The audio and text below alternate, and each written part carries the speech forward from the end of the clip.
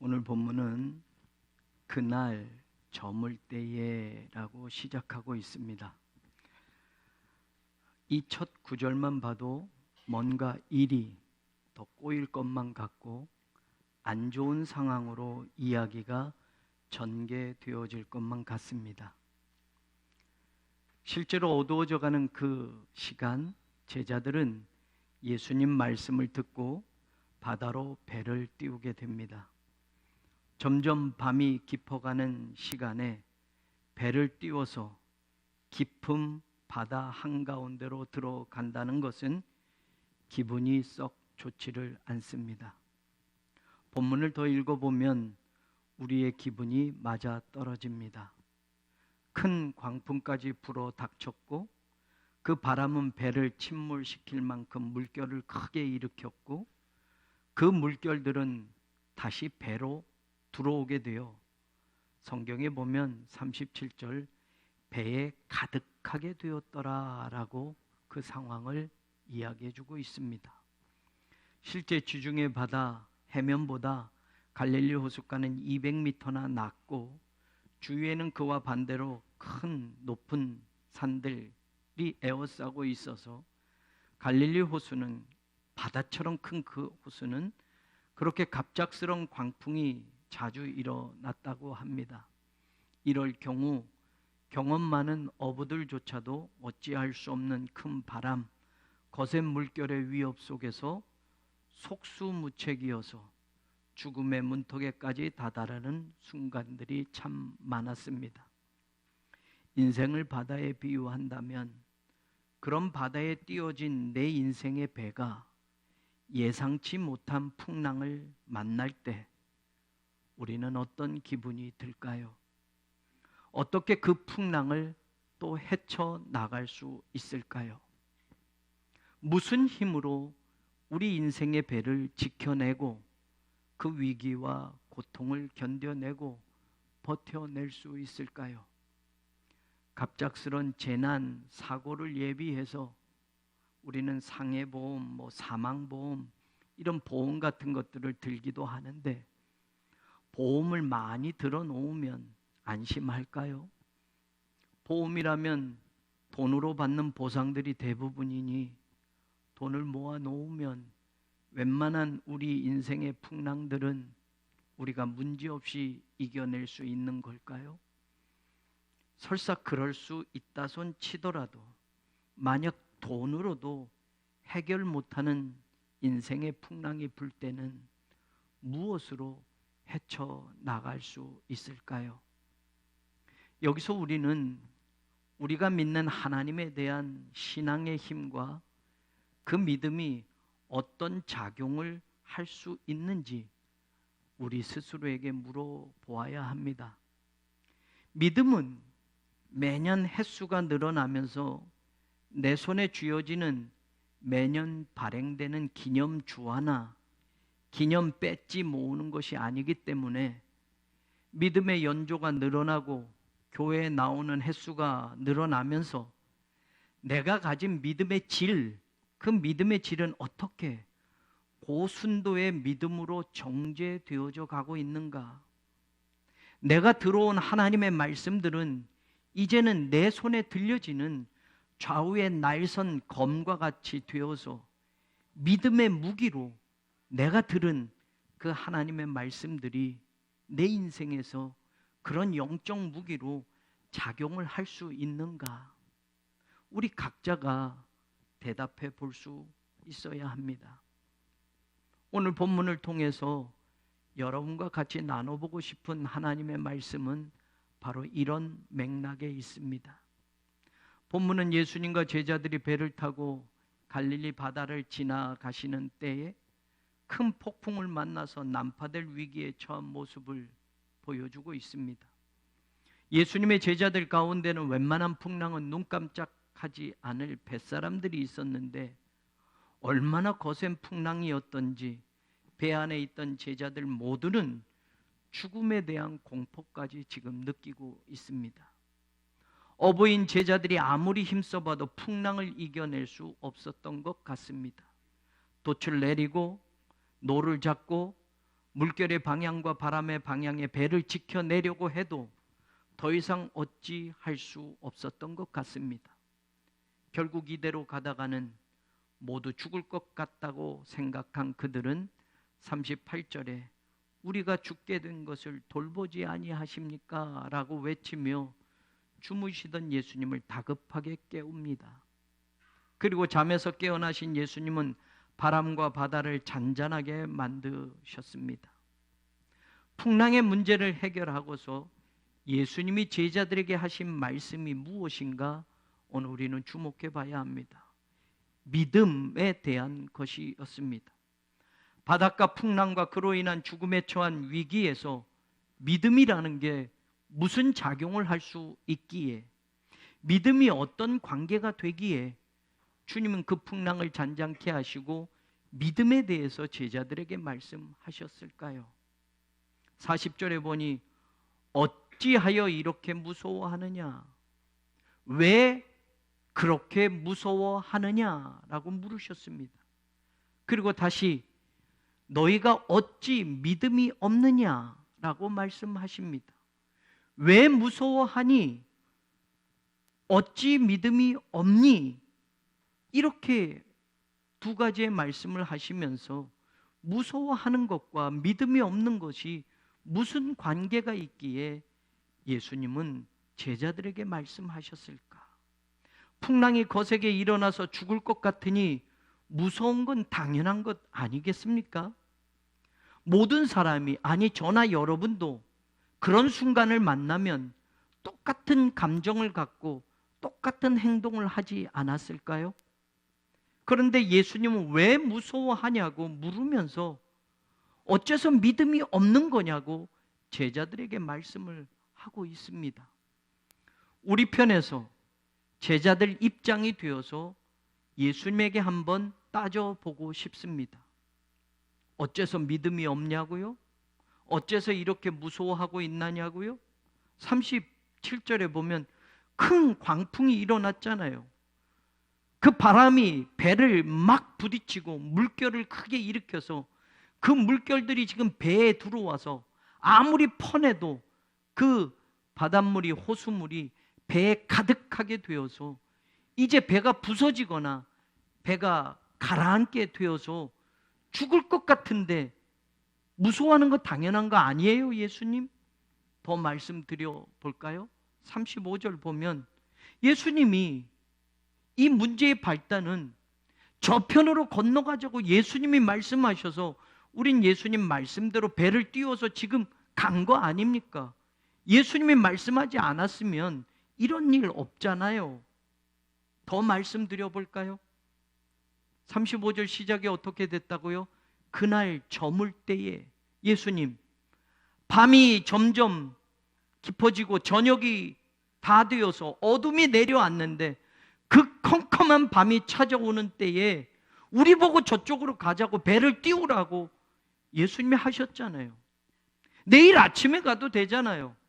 그런데 왜 밤이 되는데, 컴컴해져 가는데 굳이 지금 배를 띄워서 저쪽으로 건너가자고 예수님이 그렇게 우리를 이끌으셨잖아요. 가라고 하셨잖아요. 그리고 예수님은요, 세상 모르고 주무시기만 하셨잖아요. 우리 이렇게 제자들에게 편이 되어서 같이 예수님에게 좀 따져줄 수 있지 않아요? 상황이 그렇고 조건이 그렇고 시작이 그렇잖아요. 제자들이 뭐 잘못했습니까? 예수님 말씀대로 배를 띄웠고 컴컴한데 가자고 하시니 그렇게 갔고, 그런데 상상도 못한 풍랑이 일었고 그 풍랑이 배를 부술 만큼 그 풍랑으로 호숫가의 물들이, 바닷가의 물들이 배 안으로 가득 차게 되어서 가라앉게 되고 파선하게 되었는데 말이에요.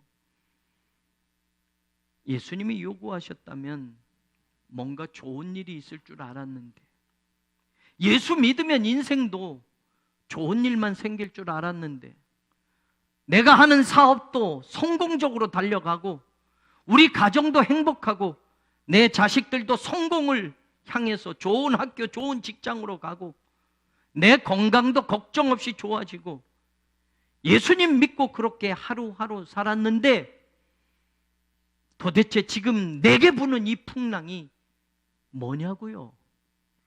왜 내 인생의 배는 이리도 험난한 풍파를 지나가야만 하는 건가요? 왜 감당하기 힘든 이런 문제가 지금 예수님 잘 믿고 살아간다고 하는 나에게 이렇게 찾아온 건가요? 우리 이렇게 말할 수 있잖아요. 그런데 냉정하게 다시 한번 생각해 보십시다. 예수 믿으면 예수님이 성공으로 가는 탄탄대로 아스팔트 길을 깔아주시는 것이 아닙니다. 예수 믿으면 태풍 없이 고요한 바다에 내 인생의 배를 띄우게 하셔서 유람선 타고 즐기게 해주시는 것이 아닙니다. 예수 믿으면 예수님이 무병장수를 보장해 주시는 내 주치의가 되어주시는 게 아닙니다. 예수 믿으면 세상의 고난과 아픔은 예수 믿지 않는 사람들이 다 가져가고 우리는 행복과 기쁨만 넘치는 100% 보장된 유토피아를 경험하게 해주시는 게 아닙니다.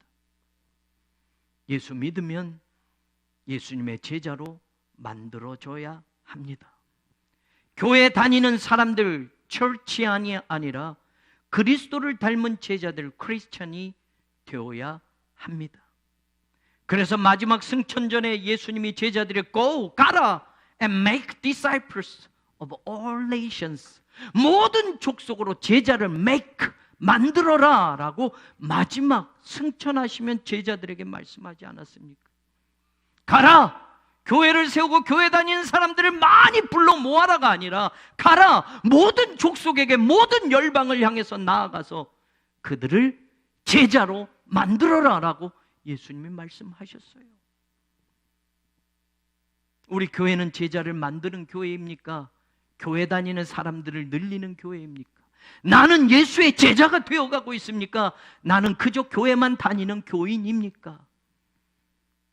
예수님을 믿음과 동시에 우리는 제자의 길에 들어선 것이고, 제자는 주님의 명령 속에 우리에게 부여된 사명과 사역의 길을 끝까지 걸어가야 합니다. 그래서 40절에 어찌하여 이렇게 무서워하느냐, 너희가 어찌 믿음이 없느냐라고 말씀하신 예수님의 그 의도를 알게 되는 겁니다. 왜냐하면요, 어찌 믿음이 없느냐라고 할 때 우리말로는 어찌라고 해석된 이 단어, 우포라는 단어, 이거는 아직도라는 뜻입니다. 그래서 영어 성경에 보면 Do you still, 아직도 너는 have no faith, 믿음이 없느냐라고 말해요. 어찌 믿음이 없느냐와 아직도 믿음이 없느냐라는 이 질문은 차이가 나는 겁니다. 이 still, 우포라는 단어 하나를 제대로 해석하면 말이에요, 성경의 권위적인 사본들, 1940년대 발견된 사회 사본에도 이 우포라는 단어가 나옵니다. 그래서 이 말씀은 왜 무서워하니 그렇게 말씀하신 예수님이 아직도 믿음이 없는 거냐라고 말씀하시는 것과 연관해서 생각해 봐야만 된다라는 겁니다. 왜냐? 35절로 다시 가서 보면 35절에 처음에 나오는 우리 번역의 성경에 그날이라고 돼요. 그날이 어떤 날이었는가? 이 그날을 앞으로 연관해서 보면 4장 1절에 보면 예수께서 바닷가에서 가르치시니 그 다음에 예수님의 모습이 배에 올라라고 되어 있습니다. 그리고 36절은 배에 오르신 그 예수님, 바닷가에서 가르치셨던 그 예수님을 그대로 36절 배에 계신 그대로 모시고 가매라고 마가는 계속 연결해서 이 상황을 표현하고 있는 겁니다. 어떤 날 예수님이 이런 말씀을 하셨는가? 말씀을 가르치신 날이었다라는 겁니다. 여러분, 말씀을 가르치는 것과 설교는 다릅니다. 그래서 영어 성경도 Jesus began to teach 라고 되어 있어요. By the lake, 호수 곁에서 말씀을 가르쳤다, teaching했다, preaching이 아닙니다. 설교는 제대로 듣든 안 듣든 설교는 그냥 선포하는 겁니다. 그러나 teaching은 말입니다, 알아듣겠니? 몰라? 그래, 그럼 다시 설명하마. 이게 teaching입니다. 예수님은 그날 하루 종일 제자들과 무리들에게 하나님의 말씀을 가르치신 겁니다. 설교가 아니라. 그래서 33절, 34절에 보면 많은 비유로 알아들을 수 있는 대로 말씀을 가르쳤다라고 되어 있고 모든 것을 해석까지 해주셨다라고 말씀합니다. 그래서 저녁 무렵까지 그날은 all day 예수님이 말씀을 가르치시고 해석해 주시고 묻고 다시 이야기해 주시면서 하루 종일 말씀을 가르쳐 주신 날입니다. 그래서 예수님이 말씀을 가르쳐 주셨고 하루 종일 그렇게 하셨기 때문에 38절 배에 계신 그대로 갈 때 예수님은 지치고 피곤해서 주무실 수밖에 없었습니다. 어떤 말씀이었느냐? 마가는 기록합니다. 하나님의 나라에 대한 말씀이었다. 그래서 씨 뿌리는 사람, 땅에 씨를 뿌리는 것 같다고 말하고 하나님의 나라는 겨자씨 한 알과 같다고 예수님이 비유로 차근차근 설명까지 해석까지 해주시면서 그날 하루 종일 말씀을 저녁 무렵까지 가르치셨던 겁니다. 너희가 하루 종일 내가 가르치는 말씀을 들었지 않느냐? 내가 알아듣게 가르치고 해석까지 해주지 않았느냐? 하나님의 나라는 이런 것이라고 너희들에게 그렇게 말하지 않았더냐? 그렇다면 겨자씨만한 작은 믿음이라도 오늘 너희에게 있어야 되는 것이 아니더냐? 예수님이 이리 생각하고 지금 말씀하시는 겁니다. 믿음은 들음에서 나며 들음은 그리스도의 말씀으로 말미암는다고 바울이 말합니다. 예수님은 말씀을 듣고 믿음이 작용하는 현장을 제자들을 통해서 보기를 원하셨던 겁니다. 하루 종일 말씀을 가르쳤으니 말씀의 씨앗이 담겨졌다고 한다면 어떤 인생의 조건과 환경에도 그 담겨진 말씀이 어떻게 너희들에게 믿음으로 작용을 하는지 내가 그것을 보고 싶었는데 왜 무서워하니? 아직도 믿음이 없는 거니? 라고 말씀하는 겁니다. 광풍이 불어와도 두려워하지 않는 믿음의 주인공들, 말씀으로 채워져서 사명의 자리, 사역의 자리로 담대하게 나아가는 예수 그리스도의 제자들을 꿈꾸셨습니다. 그래서 무리하게 날이 저물어 가는데 밤이 점점 깊어져 가는데 지금 배를 띄워서 저 건너편으로 가자고 하셨던 겁니다. 도중에 풍랑을 만날 것도 물론 아셨습니다. 그 풍랑을 헤치고 건너편으로 가자고 하신 예수님의 말씀을 제자들이 성취하고 그 건너편에서 주님과 함께 또 다른 사역의 현장을 경험하고 배우고 깨닫기를 바라셨던 것입니다. 그래서 아직도 믿음이 없느냐라고 제자들에게 말씀하시는 겁니다. 오늘도 어떤 광풍에도 견딜 수 있는 믿음을 주님은 우리에게 요구하십니다.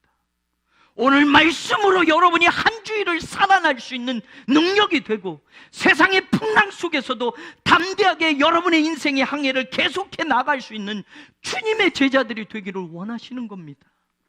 인생의 밤이 찾아올 때 또 그 밤에 갑작스럽게 부는 큰 바람에도 주님의 말씀을 붙잡고 주님이 함께 가고 계심을 믿고 버텨내고 인생의 노를 놓지 않는 사람들이 되기를 주님은 바라고 계십니다. 예수님이 오늘 우리에게도 저편으로 건너가자고 하시면 폭풍화가 두려워 항구의 정박한 배로만 여러분의 인생을 묶어 두시렵니까? 오늘 우리에게도 요구하시는 주님의 목적지가 있다면 우리 각자에게 요구하시는 주님을 원하시는 저편이라는 그 목적지가 있다면 주님과 함께 출항하는 인생을 도전해 보지 않으시겠습니까? 유람선 띄우고 사는 인생이 신앙생활이 아닙니다. 바다 밑에 수많은 고기를 잡기 위하여 그물을 내리고 고기를 잡는 어선과 같이 세상에 그물을 치고 그 일을 감당하도록 우리를 사람 낚는 업으로 부르십니다. 파도를 무서워하면 배를 띄울 수 없습니다. 광풍을 무서워하면 절대로 더 깊은 바다로 나갈 수가 없습니다. 어떤 인생의 목적을 가지고 우리는 오늘 살아가고 있습니까? 오늘 우리의 신앙 속에서 어떤 목적지를 향하여 우리는 가고 있습니까? 내 인생의 목적만 붙들고 세상의 그 목적만 붙들고 신앙을 수단으로 사용하는 사람은 제자의 능력을 경험하지 못합니다. 그러나 오늘 주님이 주신 저편으로 건너가자는 주님의 목적에 내 인생을 투자하고 내 믿음을 견지하면 진짜 그리스도의 제자로 살아가는 스릴을 우리는 매 순간 경험할 수 있게 됩니다. 실제로 이 풍랑 사건은 마태복음, 누가복음, 그리고 우리가 선택한 마가복음, 공관복음에 모두 나오는 이야기입니다. 이 사건 뒤에 예수님이 제자들과 바다 건너편으로 가신 이야기가 똑같이 또한 연결되어져 나옵니다. 그곳이 바로 거라사 지역입니다. 그곳에서 예수님은 군대 귀신 들린 사람에게 귀신들 떼거리를 쫓아내 주시고 그에게 예수님의 복음을 전파하는 새로운 삶을 주시는 이야기가 연결되어진다는 말입니다. 공관복음이 모두 똑같은 순서와 똑같은 내용이 기록되지 않았기에 이 사건과 바로 뒤에 나온 거라사 지역의 사건을 연결해서 마태나 누가나 마가가 기록하고 있다는 것은 의미가 있다는 말입니다. 군대 귀신이 2,000마리 되는 돼지떼에게 들어가서 물에 수장되고 동네 사람들에게 공포와 위협의 대상으로 살았던 귀신 들렸던 그 광인이 새로운 영적 제자의 삶을 살게 되어 갈릴리 주변에 10개 도시들이 있는 데가볼리에 가서 복음을 전하게 됩니다. 예수님은 말씀을 가르쳐서 그 말씀을 가지고 살아가는 제자들의 모습을 기대했습니다. 예수님과 주신 사명과 그 사역의 자리를 향하여 풍랑을 뚫고 인생의 위기를 지나서도 말씀이 역사하는 현장을 제자들이 믿음으로 보기를 원하셨던 겁니다. 오늘 우리는 어떻습니까? 말씀을 듣고도 말씀을 가지고도 나에게 불어닥친 인생의 풍랑 앞에서 제자들처럼 죽음을 먼저 생각하고 절망에 사로잡혀 예수님을 수도 없이 깨우고 있지는 않습니까? 아직도 여전히 풍랑이 두렵고 또 풍랑이 나에게 불어올까 걱정하며 살아가고 있지는 않습니까? 내 인생의 배로 들이치는 물살이 무서워 떨고 있기만 하고 이제껏 들었던 하나님의 말씀은 전혀 어떤 힘도 영향도 주지 못한 채 그 말씀은 점점 희미하게 사라져가고 있지는 않습니까? 하나님의 말씀을 들어도 아니 이제까지 수없이 하나님의 말씀을 들어왔음에도 우리도 제자들처럼 아직도 믿음이 없는 거니? 라고 하시는 주님의 말씀이 계속 들려오고 있지 않습니까?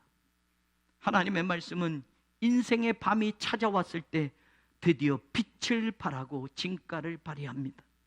평소에 듣던 말씀, 평소에 읽던 말씀, 평소에 깨달은 그 말씀들이 인생의 밤이 찾아오고 예상치 않은 광풍이 불어오는 그날 그 말씀이 나를 살리고 나를 움직이고 나를 주님께 더 가깝게 다가가게 한다라는 것을 기억하십시오. 예수님 오늘 하루 종일 피곤할 정도로 말씀을 가르치고 설명하고서 밤이 찾아오는 그 시간에 광풍이 곧 불어닥칠 그 호숫가 깊은 곳에 제자들을 가게 하셨습니다. 주님의 말씀과 말씀의 능력을 믿는 믿음으로 새로운 사명과 사역을 경험케 하시고자 주님은 또 다른 제자들을 믿음의 훈련장으로 보내고 계셨던 것입니다. 35절을 다시 보십시오. 그날 저물 때 제자들에게 이르시되 우리가 저편으로 건너가자 하시니 예수님이 말씀하시는데 우리가 저편으로 건너가자 하셨다고 말씀합니다. 예수님이 말씀하셨으니 우리라고 하는 그 우리에는 예수님을 포함해서 제자들까지 우리가 되는 겁니다. 분명 예수님이 함께 하시는 우리입니다. 그러나 38절에 보면 선생님 우리가 죽게 된 것을 돌보지 아니하십니까? 라고 제자들이 말합니다. 제자들 생각엔 예수님을 포함해서 우리일 수도 있겠지만 두려워 떨고 있고 풍랑 앞에 무서워 떨고 있고 죽을 거라고 걱정하는 그 제자들의 우리 안에는 능력의 예수님은 빼버린 우리라는 것을 놓치지 말아야 합니다. 예수님도 같이 그 자리에서 벌벌 떨고 어떡하니 우리 죽게 됐구나 큰일 났구나 라고 예수님도 무서워하셨다면 제자들이 우리가 죽게 된 것을 돌보지 아니하십니까? 라고 하는 우리 안에 예수님도 포함되겠지만 지금 제자들이 말하는 우리는 예수님을 빼버린 우리입니다.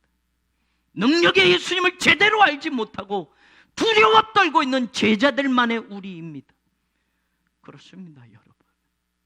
여러분이 아무리 훌륭한 사람이고 여러분이 아무리 세상에서 성공한 사람이고 여러분이 물질로 넉넉한 삶을 사는 사람이라 할지고 권력을 가진 사람이라 할지라도 예수님을 빼버리고 나면 한 인생이 되고 맙니다. 예수님을 빼버리고 나면 두려운 인생길을 걸어갈 수밖에 없습니다. 예수님을 빼버린 인생은 조그만 인생의 문제에도 무서워 떨 수밖에 없고 흔들릴 수밖에 없습니다. 가족도 교회도 개인도 예수님을 빼고서는 언제나 그렇습니다. 우리라고 생각하는 그 우리 안에 함께 가자고 하시는 예수님을 빼버리고 나밖에 없어, 우리밖에 없어라고 할 때 그 인생은 두려울 수밖에 없단 말입니다. 예수님 빼고 사는 우리가 되지 않기를 원합니다. 인생의 주인 대신 예수님 빼버리고 살면 반드시 사탄이 그 인생의 주인으로 노릇하게 된다는 것을 놓치지 마십시오. 어느 자리를 가도 어느 시간 속에 살아도 예수님을 빼버리면 구원받지 못합니다. 성령님을 빼버리면 우리 안에 거하시는 성령님이 우리를 날마다 도우시고 말할 수 없는 탄식으로 간구하시는 그 간구함과 거룩함을 경험하지 못하게 되는 겁니다. 오늘 우리 인생의 항해에는 예수님이 분명히 계십니까? 오늘 우리 교회의 선교의 항해에는 예수님이 분명히 계십니까?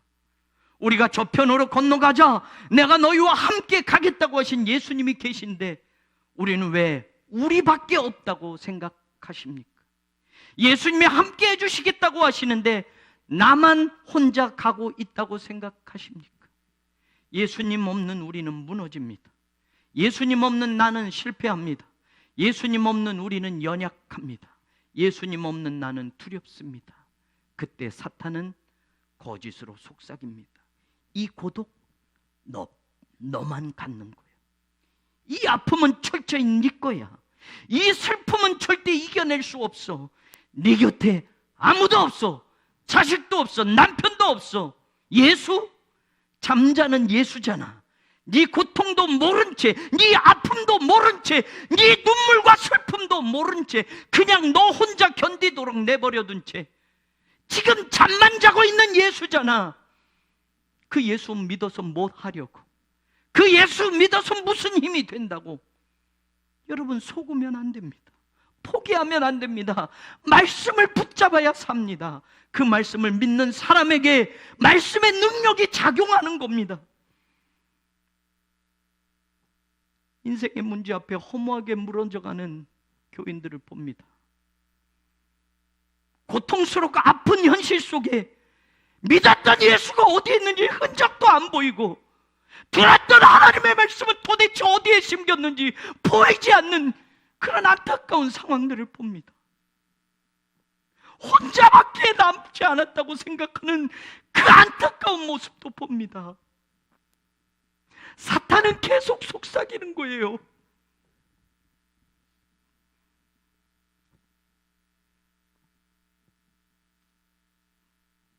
평생을 예수 믿어왔는데 왜 그렇게 쉽게 무너집니까?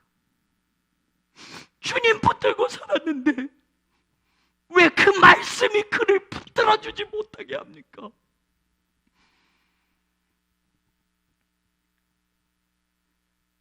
말씀은 교회 다닌 기념품으로 기념 배지 모아지는 것처럼 횟수가 늘어날 때마다 그 배지가 늘어나는 숫자로 있는 게 아닙니다. 믿음은 교회 다닌 기념품으로 매년 나눠주는 기념 타올처럼 집안에 쌓아놓고 사는 게 아닙니다. 말씀에 검을 휘두르는 용사들이 되어야 합니다. 말씀대로 살아나리라. 우리가 이렇게 믿고 시작하지 않았습니까? 믿음의 능력이 작용하는 인생을 날마다 경험하는 그리스도의 제자들이 되시기를 바랍니다. 사명과 사역의 현장을 향해 오늘도 주님 말씀 붙들고 풍랑을 뚫고 바람을 견뎌내며 믿음의 배를 끝까지 항해해서 주님이 함께 하신다고 하셨으니, 주님이 같이 저편으로 가자고 하셨으니, 내가 너와 함께 하겠다고 약속하셨으니 지금 그 풍랑을 두려워하지 마십시오. 그 고독과 그 슬픔에 무너지지 마십시오. 형의 살기를 피해서 도망치던 야곱, 그 야곱에게 하나님이 내가 너와 함께 있어. 네가 어디로 가든지 너를 지키고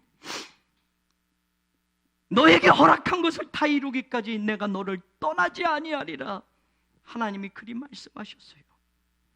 혼자밖에 없는, 아무것도 가진 것 없는 홀몸으로 외로운 타향살이를 오랜 동안 한 야곱은, 몸뚱이 하나밖에 없었던 그 야곱은 삼촌에게 10번까지 속아가면서 억울한 인생길을 걸었던 것 같은 야곱은 내가 너와 함께 하겠다는 하나님, 그 하나님을 믿고 그 힘든 시간들을 견뎌내지 않았습니까? 모세가 죽고 남겨진 이스라엘 백성들, 아직 가나안은 들어가지도 못했는데, 가나안 정복을 시작해야 하는데 두려워하는 그 여호수아에게 하나님이 말씀하지 않습니까? 내가 너와 함께 할 거야. 너를 떠나지 않을 거야. 버리지 않을 거야. 네 평생에 너를 능히 당할 자가 없을 거야. 함께 하시는 하나님을 믿고 가나안 정복을 여호수아는 시작하지 않았습니까?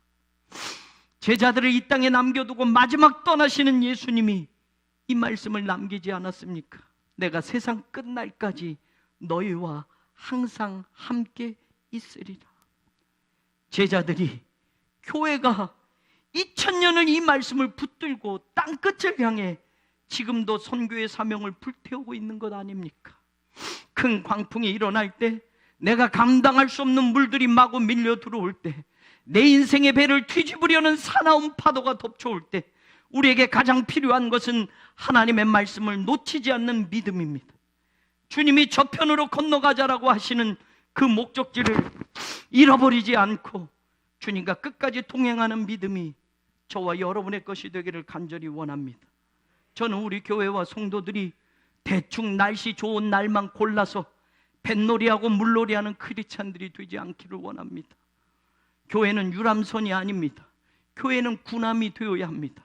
유람선은 놀 사람은 놀고 일은 승무원만 하면 되지만, 군함은 각자의 위치가 있습니다. 그냥 배에 타는 사람은 한 사람도 없습니다. 사나운 풍랑과도 싸워야 하고 적의 군함과도 싸워야 합니다. 저와 여러분의 믿음이 폭풍을 뚫을 수 있는 믿음이 되기를 원합니다. 어두움을 지나 광명한 새벽을 열 수 있는 우리 교회의 미래가 되기를 원합니다. 아직도 믿음이 없느냐라는 소리를 듣는 게 아니라, 그래, 그 믿음이면 하나님 나라를 위해서 내가 어디든지 너희를 보낼 수 있겠구나. 하나님의 나라가 확장하지 못하도록 방해하는 사탄의 세력을 무찌르도록 내가 너희를 그리스도의 용사로 쓸 수 있겠구나.